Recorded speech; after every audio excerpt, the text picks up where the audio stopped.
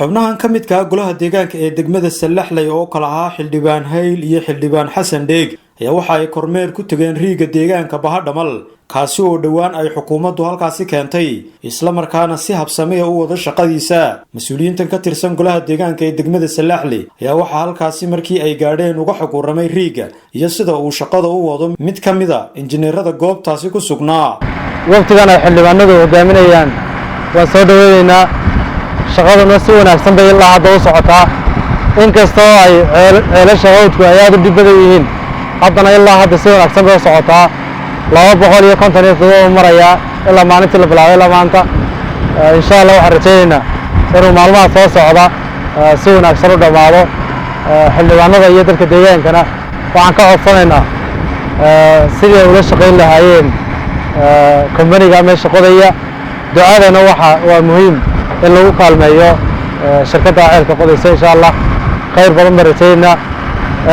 maalmaha soo socda waxaan rajaynaynaa inuu si wanaagsan u dhamaado geesta kale xildhibaan Xasan Dheeg iyo xildhibaan Hayl ayaa waxa ay u mahad celiyeen wasaaradda horumarinta biyaha iyagoo bulshada deegaanka Bahadhamal faray in laga warhayo isla markaana lala shaqeeyo hawlwadeenka riiga Bahadhamal maanta waxaan safarkeen ku soo marnay riigii baan ku nimidnay riigaas oo laga qodayo deegaanka Bahadhamal markaa waxa uu socdaa si fiican oo habsami leh aad iyo aad u mahadsan wasaaradda biyaha horumarinta maxaa dhahday iyo cidii kale shaqaalaha iyo cidda wadada ka shaqeynaysa si fiican bay wadaan markaa waxaa noo sheegay mas'uuliyiintii injineerkii oo nala jooga nimanka riiga inuu si fiican riigaas u socdo deegaankana waxaan leenahay in la ilaaliyo inamada meesha ka shaqeynaya way ku hawleeyeen dad badan baa ka soo gaaraysa marka la istaaro 6 subaxnimo ilaa 6 kale inay shaqeynayaan baa laga yaabaa marka nimada hawlan day gargaar iyo gacan qabasho iyo tabantaabo waxay nooga baahdaan deegaanka uu tabantaabiyo uu gacan qabto oo maxay dhahday waxay u baahan yihiin si dhib yar oo dhaqso loogu keeno ayaan deegaanka farayaa waxa Soomaalidu ku maamulaa ku dhijaa loogu dhijaayo meesha ka buuxad gashato ma ka soo baxa waa ducaaw wixii la bixiyaa waa ducaaw marka idinkuna